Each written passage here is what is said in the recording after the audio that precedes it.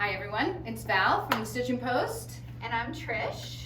And today we are going to make this lovely little jacket wrap that we call Trish's wrap. And so it's kind of exciting because you can do it out of so many different fabrics. You can. So the one that I'm wearing right now is a lightweight cotton. It's a cotton rayon blend, so it's really nice. It doesn't do a lot of wrinkling. It lays really nicely.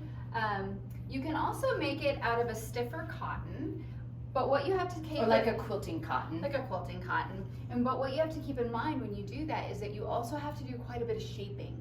So in order to get this wrap to work really well on the arms, I put in a little pleat. But so that I didn't have this boxy look, I also did a little stitch down here so that when I move my arm, the top comes down with it. So it works a little bit better to do that. So if you're going to use a quilting cotton, you have to be prepared to do more of the shaping. We also made the wrap out of Valori's Conta cloth. And this one is really fun to work with. When you get it and you look at the salvage, it already comes with this really sweet stitching on it. And so you get this nice cross stitching. And so what I did was I wanted to keep this same look, but I didn't have it on the other side. So all I did was just replicate it. The other thing you possibly could have done is kept it the width of the fabric, right? Yes, because you cut yours a little bit narrower. I did. So that is another possibility, like if you don't want to do the hand stitching, but then it would make the arms a bit, it would come down a little bit longer, maybe on the arms. And so we're going to do that today actually with Val's fabric. We did not shorten this. We kept it from... Because Val didn't know any better, so Val said, look, this is an edge I don't have to finish. So, because it's the salvage edge, right? And it goes in beautifully with the fabric. So I was like, oh, I don't have to finish that side. We're just gonna make it that width. Yep. So we're gonna show you this fun, simple project, all right?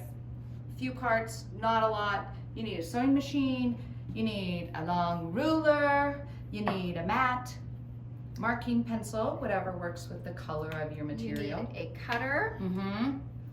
Iron. Yeah. You need an iron and you need some pins. And I love flatter because it'll make for a nice hem. We have 3 different ways that you can hem this that we'll talk about. So we're gonna get started. So I unfolded my piece of fabric and we found the center. Yes. Right? Yep. And I evened up my edges. So this was the, the cut edge from the bolt, and I cleaned those all up. Yep. And then found my center and we marked it. Now, Trisha, from there we have our marked center. What do we do next? Okay, so one of the nice things to do when you're marking your center is just to iron it down the middle. You'll see that your iron mark all the way down and it'll just be easier. So when you get your center, what you're going to do is you're going to mark a line 2 inches to the right and 2 inches of the left of your center. That's going to give you a 4-inch gap that you're going to be cutting out. So we're going to be measuring this, we're going to cut it across the top and down the side, and that's going to give you your neck hole. And it seems like it's really small, but it's actually not. This is a 4-inch right here, and it lays really nicely. So just trust us on that one. So Val's going to go ahead and measure out. Gotta find my 2 inches from that center line. It's really, there we go. All right, and then we're just gonna mark it. Using our chalk pencils.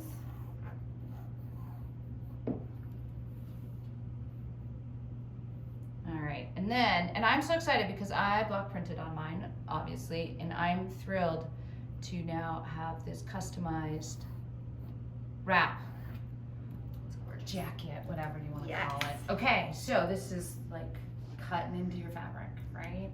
This is a super nice lightweight. I think it's gonna drape really, really nice. And I'm left-handed, so if you're a righty, then just think of me as your mirror, which always seems really weird to people, but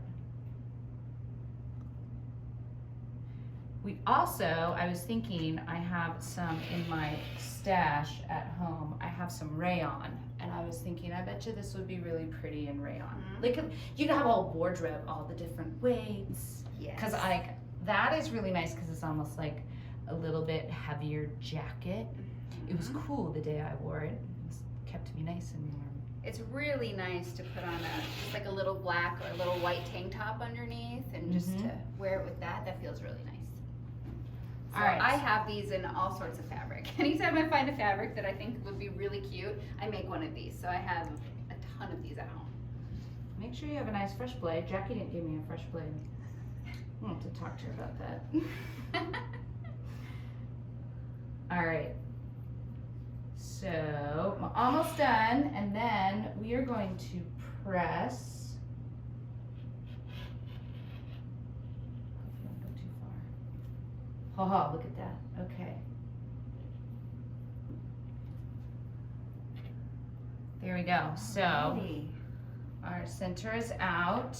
Just about. Just about.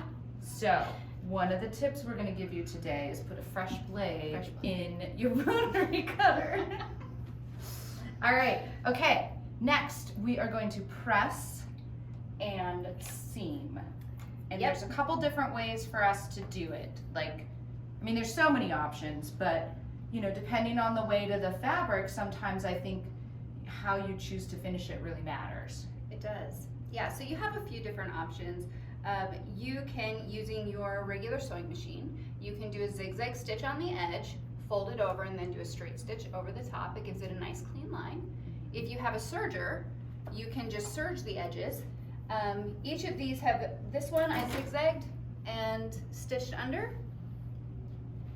Yeah, and then this one I used a serger on just the inside where I did not do this one. And I am not going to zigzag on this, and the reason being is that I find that this lightweight, that I don't think the zigzag, it might start warping, so I'm going to do just a really small, like, rolled hem. So, all right. So that works really well. We'll start that next. Okay, so now that we've got it cut, we pressed. As I said, I'm doing just a little rolled hem here. I like to use the flatter because it gives it a nice crisp edge for when you're stitching and it stays even. So we've pressed it all the way around and we started stitching, and now Trisha is going to show you how to stitch the hardest part, which is going around the neck. A couple tips. We're just using a regular 50 weight Aurifil thread. We have a fresh needle in. Always stop and back tack at the beginning of each one of your edges so that you can you don't get a frayed edge or anything. So, all right, Trisha, show us how to go around these corners. Alrighty, so these corners do get a little bit fiddly, as you can see, because you're coming to a straight edge right here where you just cut a 90-degree. It's a little different to go around it, so you just want to take it nice and slow. And so I'm going to use my finger here to pull over and keep that nice edge that we've made with our iron, and I'm going to just start sewing.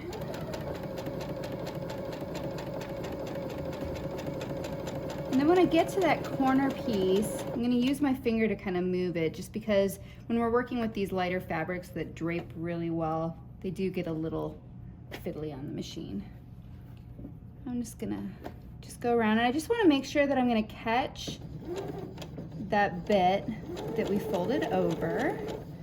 I'm just gonna straighten out my fabric. I think the key is with these is just little bits at a time, and that's how you can go around that corner without realizing you're going around the corner.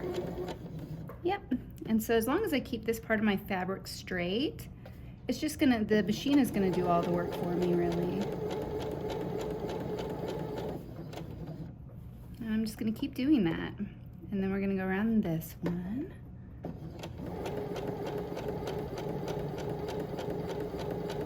And if you made your jacket narrower, like the 33 and a, did you say 33 and a half, Trisha? So when she made hers 33 and a half, you're going to also want to edge the outside of your piece but mine is the whole 44. We'll see how it looks. And now you'll see that we are back to our straight edge here. And so we've gone around our corners, we're back to our straight bit, and now we can just keep plugging right along down there, and then it's easy. Cool, well we're gonna finish this, then we'll be back and do the side seams. Alrighty. Okay, you guys, we are at the final stages. Dun, dun, dun. Okay, so we are now gonna put the little side seam, little guys right here in, okay? Which gives us our shape. So, what we do is we are gonna, eyeball where we are in the center of this. So we're gonna come over 9.5 inches from your little rolled edge here. And we'll put a little mark, just so we kind of know. And then you're gonna come down 13. Look at that business, 13 from your top. And then that is going to be 6 inches. So line that up for me, 9.5. Am I getting it? There we go. Sometimes black on black's hard to see. Okay, there Okay, we go. I'm gonna do 6 inches. Little mark, like that. I like to pin it. Well, I've only done one side, but so far the pinning seems to be a really good idea. The pinning is a good idea. Just make sure that you don't sew over your pins. Yeah. Yes, because, danger. Safety Okay. glasses. Safety glasses. All right, so then you're gonna take this to your machine and we're gonna start here at the top and then go down. Definitely want to back stitch on the top and the bottom so that, do you want to sew this? Sure. Okay. All right.